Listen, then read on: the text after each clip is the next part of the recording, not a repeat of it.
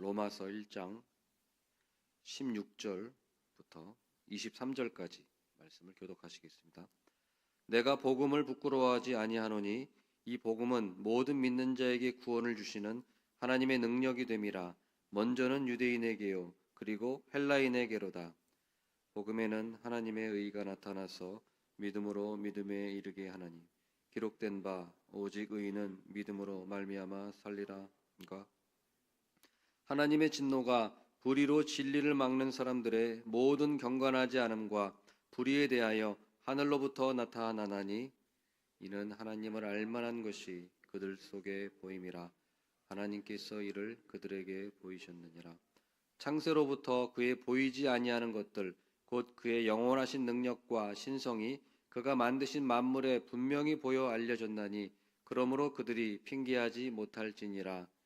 하나님을 알되 하나님을 영화롭게도 아니하며 감사하지도 아니하고 오히려 그 생각이 허망하여지며 미련한 마음이 어두워졌나니 스스로 지혜 있다 하나 어리석게 되어 다 같이 읽겠습니다.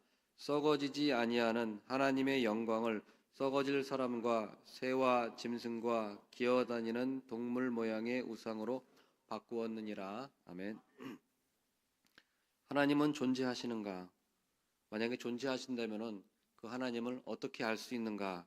오늘 본문에서는 두 가지로 말씀하고 있습니다. 첫 번째로는 자연을 통해서 알 수 있다고 말씀합니다. 20절 말씀 보면은 창세로부터 그의 보이지 아니하는 것들 곧 그의 영원하신 능력과 신성이 그가 만드신 만물에 분명히 보여 알려졌나니 그러므로 그들이 핑계하지 못할지니라. 사람들은 하나님을 알 수 있다는 것입니다. 하나님을 모른다 하는 것이 아니라 하나님을 알 수 있는데 자연을 통해서 알 수 있다고 하는 것입니다. 그 자연을 통해서 하나님의 능력과 신성을 알 수 있다고 하는 거죠. 우리가 어떤 사물을 볼 때도 이 사물을 만든 그런 존재에 대해서 우리가 생각하게 됩니다. 추론하게 됩니다. 자연스러운 것입니다. 하물며 이 우주, 이 자연을 만드신 그런 존재에 대해서 우리가 신의 존재에 대해서 우리가 인정할 수 있고 알 수 있다는 것입니다. 우리가 예를 들어서 밖에 있는 신호등을 볼 때도 신호등이 초록불이 켜지고 빨간불이 켜지고 또 어떨 때는 새벽 같은 시기에는 그냥 중간불만 깜빡깜빡거립니다. 그 신호등을 보면서 저 신호등이 저절로 생겼구나 라고 생각하는 사람은 아무도 없을 것입니다. 또 저 신호등은 아무런 목적도 없이 저렇게 있는 거지 그냥 녹색불이 켜지고 빨간불이 켜지고 아무런 의미도 없고 목적도 없이 그냥 만들어진 거야 라고 생각하는 사람은 아무도 없을 것입니다.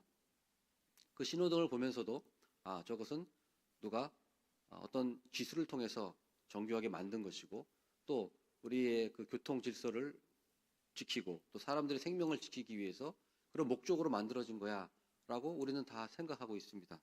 그렇듯이 이러한 작은 것 하나라도 어떤 의미와 목적이 있다는 것이죠. 만들어진 목적이 있다는 것이죠. 그것을 역사적으로 신 존재를 증명하면서 목적론적 논증이라고 우리 사람들이 많이 이론을 만들어 왔습니다. 어떤 모든 사물은 어떤 존재는 다 목적이 있다는 것이죠. 목적이 없이 만들어진 존재는 하나도 없습니다. 그리고 저절로 만들어진 의미 없는 존재도 아무것도 없다는 것이죠. 우리 보잉 747기를 많이 예로 드는데요. 보잉 747기를 만들 때 거기 부품이 약 400만 개의 부품이 들어간다고 합니다. 400만 개의 부품이 정교하게 질서와 구조 속에서 만들어진 것이죠. 그리고 이 보잉 747기의 이 목적은 하늘을 나는 것입니다. 목적도 분명히 있습니다. 그리고 이 보잉 747기는 분명히 만든 존재가 있죠. 어떤 사람의 그 설계도를 통해서 설계 도면을 그대로 만든 그런 만든 존재가 있다는 것이죠.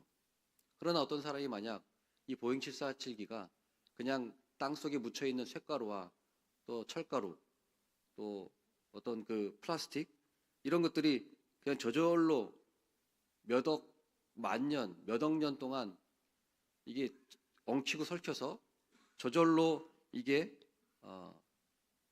오랜 시간이 저절로 흘러서 보잉 747기가 딱 만들어졌다라고 말하는 사람이 있다면 이 모든 것이 우연 속에서 만들어진 것이라고 말하는 사람이 있다면 그걸 누가 받아들이겠습니까?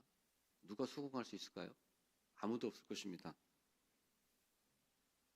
오히려 이 보잉 747기를 어떤 그 기계 외에 다른 사람이 설계하고 만들었다고 말하면 오히려 수긍할 것입니다. 그렇죠?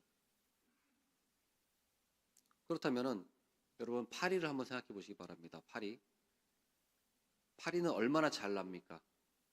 파리는 보잉 747기는 사실 크긴 하지만 굉장히 둔한 비행체입니다. 떠서 날아가는 것밖에 안 되죠. 하지만 파리는 훨씬 더 자유자재로 방향을 바꾸고 뭐 상하, 앞뒤, 좌우 또 비틀어 날기도 하고 여러 자유자재 방향으로 파리는 날아가며 급속도로 속도도 바꿀 수 있습니다.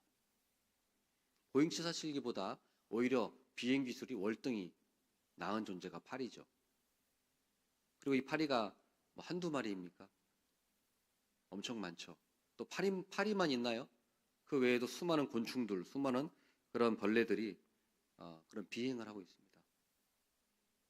이런 보잉 747기가 인격적인 존재가 설계도에 따라서 의도적으로 제작되었다고 우리는 알 수 있는 거죠. 파리도 마찬가지죠. 몇만 배 더 정교한 파리를 하나님이 만드셨다고 한다면 그걸 우리는 추론할 수 있는 것입니다. 우리가 합리적으로 설명할 수 있는 거죠. 우주 질서를 보더라도 그렇습니다. 시계를 보더라도 그렇죠. 시계 스위스에서 만든 시계가 얼마나 정교합니까? 정말 그 장인이 그 시계를 만들어서 정말 정교하고 1분 1초 그런 틀림이 없는 그런 시계를 만들어냅니다.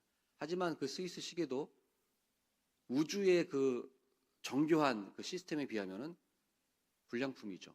왜냐하면 스위스 시계가 만약에 시간이 잘못될 때는 우리 우주의 체계에 맞춰서 뭐 달이라든가 별이라든가 해 이런 것에 따라서 그 시간을 맞추지 않습니까? 결국에는. 그러니까 얼마나 대단합니까? 이 거대한 이 우주를 거대한 시계 장치와 마찬가지인 거죠. 아주 정교한 시계 장치입니다. 틀림없는 전혀 오차가 없는 그런 기계 장치라는 것이죠. 이 스위스 시계를 만든 사람이 있다면 그것보다 더 정교한 이 우주, 더 거대한 우주를 당연히 어떤 존재가, 인격적인 존재가, 지성적인 존재가 만들었다고 말하는 것에 대해서 당연히 그것이 잘못됐다고 말할 수 없는 것입니다. 하나님에 의해서 어떤 절대적인 하나님 초월자에 의해서 이 우주가 만들어졌다고 주장하는 것은 오히려 100% 합리적인 그런 주장이라고 할 수 있는 것입니다.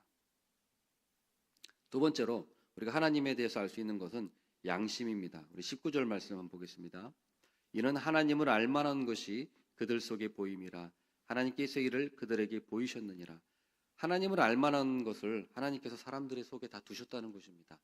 그러므로 핑계할 수 없다는 거죠. 난 하나님 몰랐다 이렇게 할 수 없습니다.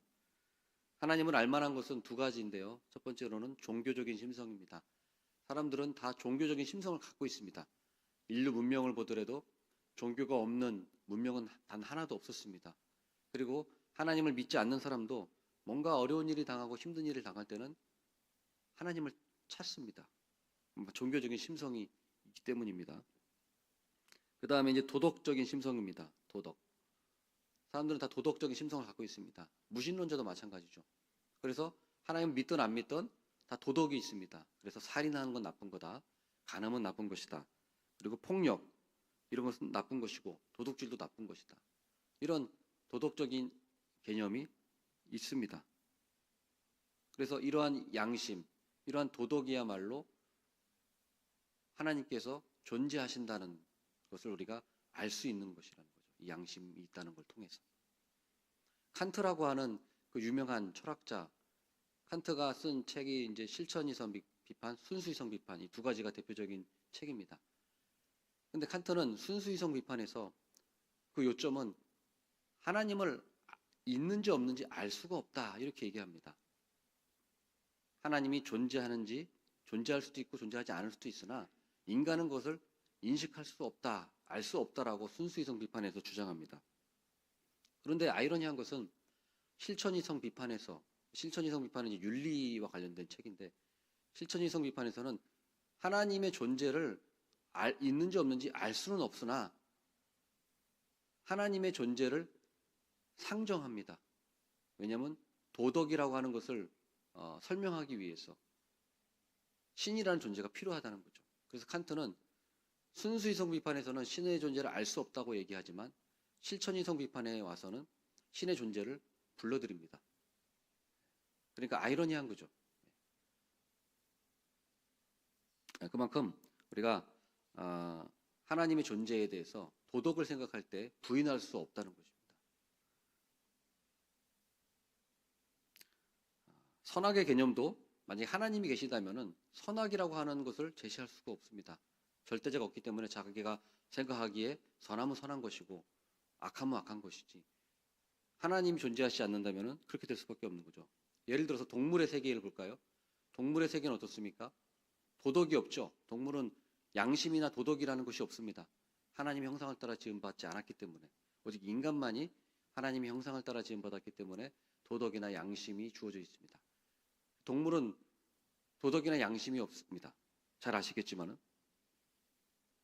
사자가 물소를 잡아먹는다고 해서 그것을 악하다고 하지 않죠. 또 사자가 잡은 먹이를 하이에나 무리가 와서 뺏어 먹는다 그래가지고 저 하이에나가 도덕적으로 참 잘못됐다라고 말하지 않습니다. 그것은 그냥 그들의 동물의 세계에서는 선악의 개념이 없고 도덕의 개념이 없기 때문에 그들은 그냥 본능대로 사는 것입니다. 또 동물의 세계에서는 양심이 없기 때문에 부끄러움이 없습니다. 부끄러움 같은 것도 없죠. 길거리에서 반려견을 데리고 가다가 반려견이 길거리에서 오줌 싸고 똥 싸고 한다고 해서 그 강아지가 부끄러워하는 모습 보셨나요? 아니죠. 오히려 더 당당하죠. 자기 영역을 표시하기 위해서 당당하게 오줌도 싸고 똥도 싸고 부끄러움을 전혀 느끼지 않습니다.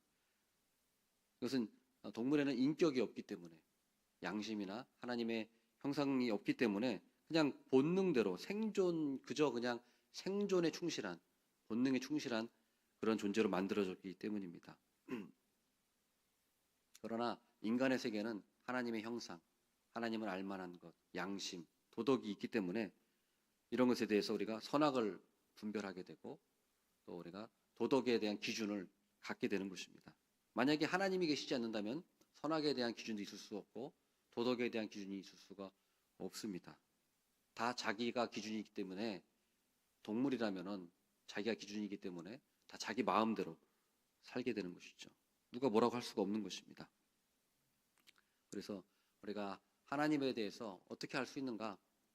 두 가지입니다. 자연을 통해서 알 수 있고 양심을 통해서 알 수 있다. 이것이 로마서에서 가르쳐주고 있는 것입니다. 그렇기 때문에 사도 바울이 여기서 말씀하고자 하는 것은, 그렇기 때문에 핑계할 수 없다. 하나님을 모른다고, 하나님에 대해서 알지 못한다고 핑계할 수 없다는 것이죠. 그 말은 무슨 말씀입니까? 하나님을 모른다고 하는 사람들은 다 심판을 받아 마땅하다는 것입니다. 심판을 받아 마땅하다는 것이죠. 그래서 이렇게 자연을 통해서도 알 수 있고 양심을 통해서도 알 수 있는데, 하나님을 그럼에도 불구하고 부인하고 인정하지 않는 사람들은 그것은 변명일 뿐이고, 하나님을 인정하고 싶지 않기 때문에 하는 그런 기만일 뿐이라는 사실입니다. 그러면 하나님께서 오늘 말씀을 통해서 보면은 핑계할 수 없느니라 라고 20절 말씀에 얘기하고 있습니다. 핑계할 수 없다. 심판을 받을 수밖에 없다는 것이죠. 그러므로 우리는 어떻게 해야 하는가? 우리 16절 말씀 보겠습니다. 내가 복음을 부끄러워하지 아니하노니 이 복음은 모든 믿는 자에게 구원을 주시는 하나님의 능력이 됨이라. 먼저는 유대인에게요 그리고 헬라인에게로다. 그러면 어떻게 해야 합니까? 우리가 하나님을 알 수 있는 방법은 복음을 믿는 것입니다. 제대로 알 수 있는, 자연과 양심을 통해서 하나님을 알 수 있지만 우리가 그것으로는 구원받을 수가 없습니다. 우리가 구원받을 수 있는 지식은 오직 복음을 통해서 우리가 구원받을 수 있는 것입니다. 우리가 예수님을 믿고, 복음은 무엇입니까? 하나님이 이 세상을 창조하시고 그 구원자 예수 그리스도, 하나님의 외아들 예수 그리스도를 이 땅에 보내셨습니다. 이 예수 그리스도를 믿고 믿음으로 말미암아 우리가 구원받고 하나님의 자녀가 되는 이 놀라운 이 진리의 말씀, 아주 단순하고 간단하지만 우리가 이 복음을 믿어야만 우리가 심판을 받지 않고 우리가 구원을 받을 수 있다는 것입니다. 우리가 이 복음을 믿지 않는 것이야말로 가장 큰 하나님의 심판입니다. 하나님께서 내버려 두셨다고 말씀하고 있습니다. 그러나 우리들은 하나님께서 우리를 버려두지 않으시고 우리에게 복음을 들려주시고 성경을 주시고 또 이렇게 말씀을 들음으로 우리가 예수 그리스도를 영접하고 예수 그리스도를 하나님의 아들로 우리의 구원자 구세주로 믿게 되었습니다. 이 복음을 늘 기억하시면서 감사하는 우리 모두가 되기를 바라겠습니다. 기도하겠습니다.